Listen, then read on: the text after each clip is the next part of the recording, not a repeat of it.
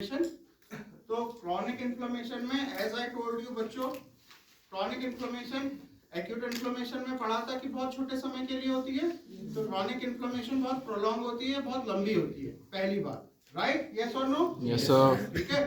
Second बात, उसमें tissue injury ज्यादा होती है क्रॉनिक इन्फ्लेमेशन में। पिछले लेक्चर में पता था टिश्यू इंजरी ज्यादा होती है।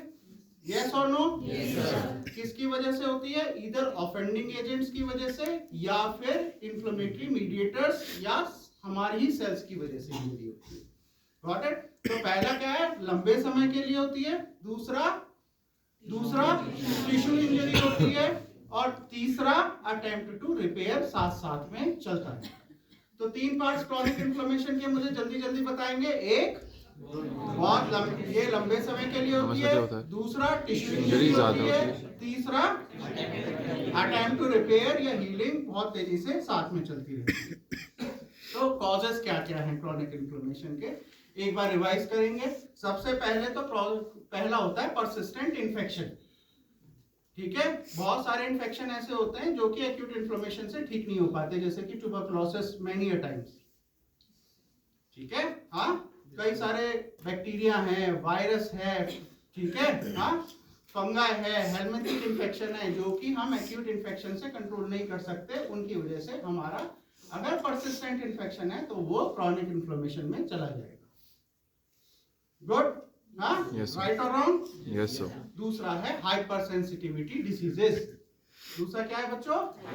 हाइपर सेंसिटिविटी डिसीजेस, जिसमें हाइपर सेंसिटिविटी क्या है कि अगर आपका immune response over and above what is required हो रहा है तो वो हाइपर सेंसिटिविटी रिएक्शन है। यानी कि आपको जरूरत थी थोड़े से की और आपका इम्यून रिस्पॉन्स जो है वो बहुत तेजी से बहुत ज्यादा एक्ट कर रहा है, तो that is called hyper sensitivity reaction. और इसमें ऑटो इम्यून डिसीजेस भी आती हैं।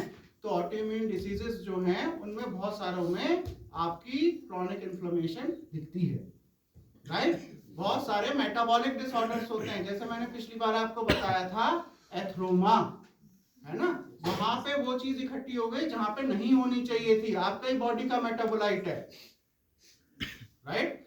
तो एथरोमा, जैसे कि बहुत सारे लिपिड इकट्ठा हो रहा है, ठीक है, हाइपर यूरिसीमिया, यूरिक एसिड इकट्ठा हो रहा है, तो उनकी वजह से भी होता है। तो हाइपर सेंसिटिविटी डिसीजेस हो गई बच्चों, ठीक है। एग्जांपल कुछ बताऊं मैं आपको, जैसे कि हमारी एंटीजेंस के अगेंस्ट रूमेटॉइड आर्थराइटिस हो जाता है, ठीक है, उसमें आपको क्रॉनिक इन्फ्लेमेशन दिखाई देता है।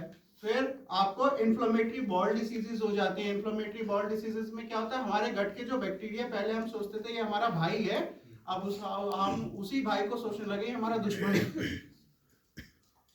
तो इन्फ्लेमेटरी बॉल डिसीज होने लगती हैं, ठीक है। देन फिर एस्थमा। एस्थमा सब जानते हैं ना, हमारे ही कुछ मतलब फॉरेन एंटीजेंस जो हैं, जो कि पहले हम पहचान लेते थे, अब उनके अगेंस्ट ओवर एंड एक्सैबरेटेड रिस्पांस हम देने लगे। तो हाइपर सेंसिटिविटी डिसीजेस एक ग्रुप हो गया, परसिस्टेंट इन्फेक्शन एक ग्रुप हो गया, और तीसरा जो मैंने आपको बताया था कि टॉक्सिक एजेंट, वो बाहर के भी हो सकते हैं या वो भी हो सकते हैं जो हमारे अंदर थे पर अब एक्सेसिव हो गए, राइट? हाँ, राइट, गॉट इट? हाँ। तो क्रॉनिक इन्फ्लेमेशन के कॉजेस क्या है? एक हो गया परसिस्टेंट इन्फेक्शन, गुड। दूसरा hyper sensitivity disease, and third toxic agent, जो कि हमारी बॉडी के भी हो सकते हैं, बाहर के भी हो सकते हैं, राइट? हाँ, गॉट इट? ठीक है। अब मॉर्फोलॉजिकल फीचर्स कर लेते हैं, क्या क्या क्रॉनिक इन्फ्लेमेशन में आपको दिखता है। न्यूट्रोफिल एक्यूट इन्फ्लेमेशन का पार्ट था। क्रॉनिक इन्फ्लेमेशन का हीरो जो है वो मैक्रोफेज है। क्रॉनिक इन्फ्लेमेशन का हीरो कौन है? मैक्रोफेज है, ठीक है। और तो दूसरा कौन सा हीरो है? सेकंड हीरो वो लिम्फोसाइट। कौन से दो सेल्स क्रॉनिक इन्फ्लेमेशन के हीरो हैं? लिम्फोसाइट। मैक्रोफेज का काम है खाना और हटाना, और लिम्फोसाइट को बुलाना।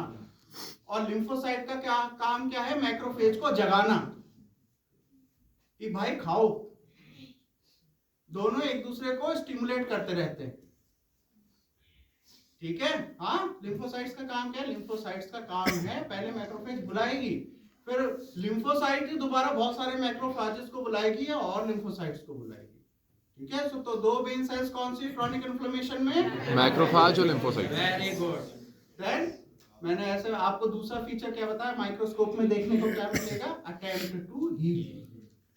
Attempt to heal. अब अटेम्प्ट टू हील कैसे होगा भाई? कोई भी चीज जगह जब इंजरी होती है तो अटेम्प्ट टू हीलिंग में आपको क्या क्या चीजें होती हैं? या तो वो सेल्स बनेंगी या फिर आप जिस भी जगह पे या तो सेल बनेगी या मैट्रिक्स बनेगा। कोई भी टिश्यू यही तो है, सेल है मैट्रिक्स है। तो क्रॉनिक इन्फ्लेमेशन में मैट्रिक्स ज्यादा बनती है, क्रॉनिक इन्फ्लेमेशन में मैट्रिक्स। तो रिपेयर ज्यादातर फाइब्रोसिस वगैरह से ही होता है, ठीक है हाँ? तो जो रिपेयर का प्रोसेस है उसमें क्या दो मेन पार्ट्स दिखेंगे बेटा? कहीं भी किसी चीज को हील करना है तो ब्लड पहुंचाना जरूरी है, राइट और रॉन्ग? Right sir. तो वो एक मिलेगा आपको एंजियोजेनेसिस और दूसरा हीलिंग, मैंने बताया दूसरा मिलेगा फाइब्रोसिस, ठीक है हाँ? ठीक है। सो अभी तक हमने तीनों चीज